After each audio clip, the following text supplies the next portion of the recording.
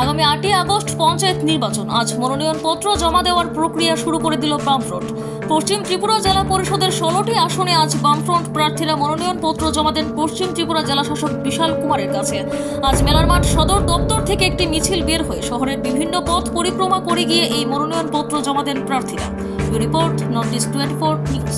পঞ্চায়েতের নমিনেশন আজকে থেকে শুরু হয়েছে। আমরা সমস্ত দিক থেকে প্রস্তুতি নিয়েছি। জেলা পরিষদে দিতে হবে জেলা শাসকদের কাছে।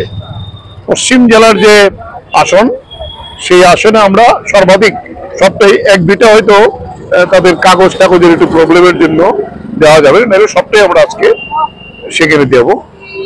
এই পশ্চিম ত্রিপুরার বিভিন্ন ব্লকে হবে পঞ্চায়েত সমিতি এবং পঞ্চায়েতের আসনগুলো মনোনীয়, সেটা আমরা প্রস্তুতি নিয়ে রেখেছি।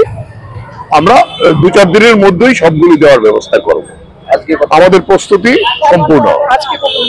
আজকে তো এখানে বোধহয় 35টা আসন, 35টা আসন, 1-2টা বাকি থাকতে পারে, একটু কাগজের জন্য। আচ্ছা, যেহেতু বিধানসভায় এবং লোকসভায় আপনারা জুটছিলেন, ইন্ডিয়া জুট, পঞ্চায়েত থেকে ইন্ডিয়া জুটের কোনো পরিকল্পনা হবে?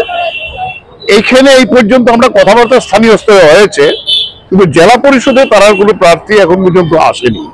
আমরা বামপন্থীরা একসাথে এই আছি, আমাদের বামপন্থী নেতারাও ওইখানে আছে। সারা রাজ্য